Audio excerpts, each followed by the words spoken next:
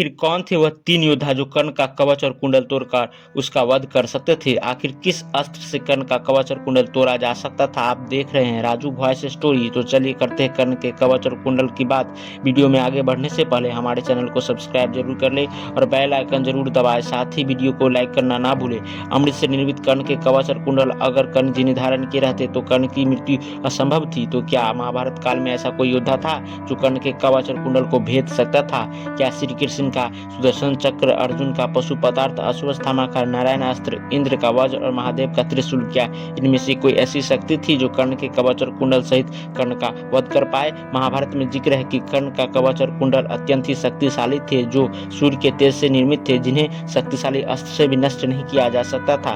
कर्ण एक बहुत ही शक्तिशाली महारथी था। वह बहुत सी युद्ध कलाओं में निपुण था। वह बहुत बड़ा धनुर्धर था। उसके समान शायद ही कोई धनुर्धर रहा होगा। वह जब अपनी सेना लेकर युद्ध भूमि में उतरता था, जो बड़े बड़े योद्धा अपनी प्राणों की रक्षा के लिए भाग खड़े होते थे, जो न भागता उसे अपने प्राणों से हाथ धोना पड़ता था। उसके पास जन्म से ही अद्भुत कवच और कुंडल थे जो उसकी हमेशा सुरक्षा करते थे। वह गुरु परशुराम का शिष्य था, जो पितामह भीष्म के भी गुरु थे, जिन्होंने कर्ण को दिव्य शिक्षा प्रदान की। गुरु परशुराम तो विश्व विजेता थे, जो कभी किसी से परास्त नहीं हुए। कर्ण उनका शिष्य था। बता दें कि कर्ण को सूर्यपुत्र कर्ण के नाम से भी जाना जाता था, क्योंकि कर्ण सूर्यदेव का ही प्रिय पुत्र था, जो सूर्य के ही भांति तेज लेकर पैदा हुआ था। कर्ण जब महाभारत का युद्ध लड़ने वाला था, तभी उसके साथ एक बहुत बड़ा छल होने वाला था, जिसके बारे में भगवान सूर्य को पहले ही ज्ञात हो गया था। जब कर्ण अपने शिविर में सोया हुआ था, तब सूर्यदेव उसके सपने में आए और कर्ण से बोले, हे पुत्र कर्ण, तुम्हारे साथ बहुत बड़ा छल होने वाला है, तुम सावधान हो जाना, क्योंकि देवराज इंद्र वेश बदल कर तुम्हारे पास तुम्हारा कवच और कुंडल मांगने आएंगे। उन्हें कवच और कुंडल मत देना पुत्र, मत देना, नहीं तो तुम शक्तिहीन हो जाओगे, तुम्हारा सुरक्षा कवच तुमसे छीन हो जाएगा। और वे अंतर्ध्यान हो जाते हैं। बता दें कि कर्ण को दानवीर कर्ण के नाम से भी जाना जाता था, क्योंकि जब कर्ण सूर्य उदय के साथ ही अपने इष्ट भगवान सूर्य की उपासना किया करता था। सूर्य भगवान को जल अर्पण करने के बाद जो कोई भी उनके सामने उनसे जो कुछ भिक्षा मांग लेता, दानवीर कर्ण वह चीज अवश्य उसे दे देते, चाहे वह सोना, चांदी, हीरे, जवाहरत, राज्य या उनके शरीर का अंग ही क्यों न हो। दानवीर कर्ण अपने आगे आए भिक्षु को उसकी इच्छा जरूर पूर्ण कर देते, चाहे उनके सामने उनका शत्रु ही क्यों न हो।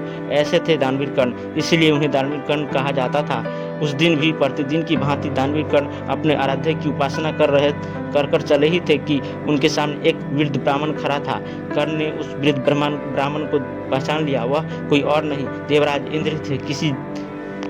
फिर कर्ण ने बूढ़े ब्राह्मण से कहा, कहिए ब्राह्मण देव, आपकी क्या अभिलाषा है? बोलिए, मैं आपको वचन देता हूँ कि आपकी हर इच्छा को पूर्ण करूंगा। तब बूढ़े ब्राह्मण ने कहा, कर्ण, यह तुम्हारे लिए अत्यंत ही दुर्लभ और पीड़ाजनक भी होगा, एक बार सोच लो। तो कर्ण ने कहा, ब्राह्मण देव, पूरा संसार जानता है कि कर्ण जब वचन दे देता है तो उसे अवश्य पूर्ण करता है, चाहे वह उससे उसका प्राण ही क्यों न मांग ले।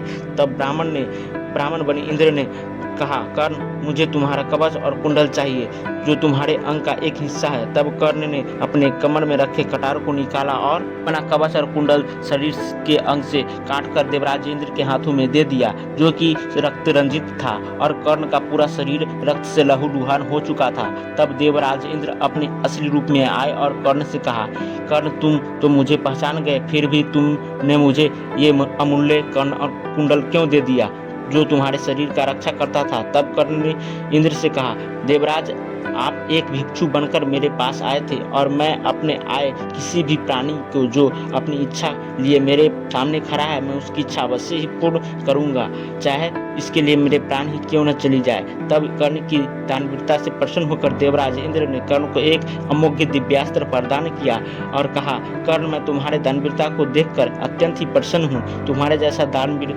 तीनों लोकों में कोई नहीं है। तुम इस दिव्यास्त्र का प्रयोग जिस पर करोगे, चाहे वह देव, गंधर्व, मनुष्य, पशु, राक्षस या कोई दिव्य शक्ति हो, वह इस दिव्यास्त्र के आगे नहीं जीवित रह जाएगा। यह दिव्यास्त्र के प्राण अवश्य हर लेगा, परंतु तुम इसका प्रयोग एक ही बार कर पाओगे।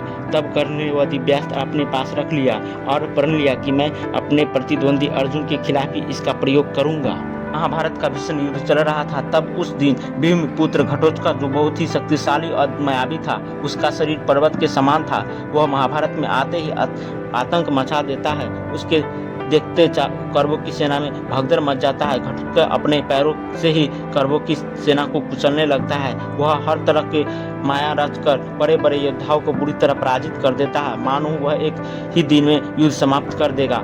उससे भयभीत होकर सभी इधर भागने लगते हैं। तब दुर्योधन के बार बार कहने पर न चाहते हुए भी कर्ण वह दिव्यास्त्र घटोत्कच पर प्रयोग कर देता है, जिससे घटोत्कच की तत्काल मृत्यु हो जाती है। वह धड़ाम से युद्ध भूमि में गिर जाता है, जिसके नीचे दबकर बहुत सी सेना की मृत्यु हो जाती है।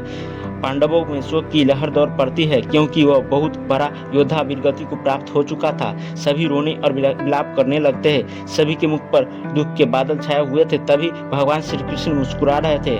तब सबको बड़ा आश्चर्य हुआ।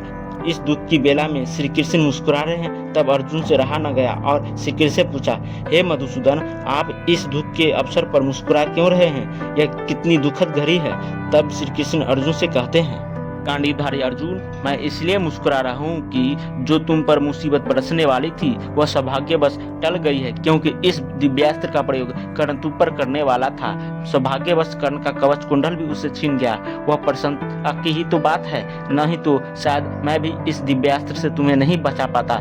इस युद्ध का क्या परिणाम होता, ये युद्ध तुम्हारे ऊपर ही तो टिकी है। इसलिए हे अर्जुन, जो हो गया उसका शोक न कर, जो होने वाला है उसकी तैयारी करो, क्योंकि इसके बाद विजय तुम्हारे निकट ही होगा। क्योंकि कर्ण के कवच कुंडल और दिव्यास्त्र की वजह से वह अकेली इस युद्ध में जीत लेता, तो क्या श्री कृष्ण अपने सुदर्शन चक्र से कर्ण का कवच और कुंडल को नहीं भेज सकते थे? श्री कृष्ण अपने चक्र से कवच और कुंडल को अवश्य भेज देते, परंतु इससे भगवान सूर्य का अपमान होता, उनके वरदान का मान घट जाता। इसलिए श्री कृष्ण ने अर्जुन से कहा कि मैं तुम्हें नहीं बचा पाता। अर्जुन के पास भी भगवान शिव के द्वारा दिया वह पशु पदार्थ था, जिससे कर्ण के कवच और कुंडल को भेदा जा सकता था, मगर इससे संपूर्ण सृष्टि का ही विनाश हो सकता था। इसलिए पशु पदार्थ का प्रयोग वर्जित था। इसी प्रकार अश्वत्थामा को प्राप्त दिव्य नारायण अस्त्र भी कर्ण के कवच और कुंडल को भेद सकते थे। अश्वत्थामा ने इसका प्रयोग महाभारत के युद्ध में किया था। तब पांडवों की आधी सेना का अंत हो गया था। इसी प्रकार भगवान नारायण का वैष्णव अस्त्र भी कवच कुंडल को, क्योंकि रामायण काल में अतिकाय नामक के राक्षस के पास भी एक कवच था जिसे तोड़ना असंभव था, जिसे लक्ष्मण जी ने ब्रह्मास्त्र का प्रयोग कर तोड़ दिया था। सभी बातों को माने तो कर्ण का कवच और कुंडल तोड़ा जा सकता था, परंतु कर्ण का वध असंभव था। अस्त्र कर्ण पर चलाया जाता तो वह भगवान सूर्य के वरदानों का अपमान होता। इसलिए श्री कृष्ण ने अपनी लीला से ये सब पहले ही रोक दिया था। तो ये थे सभी अस्त्र जो कर्ण के कवच और कुंडल को भेद सकते थे। तो अभी के लिए इतना ही। मिलेंगे एक अगले वीडियो में, एक अगले खास वीडियो में। तब तक के लिए इस वीडियो को लाइक करें और इस चैनल को सब्सक्राइब करें और अपने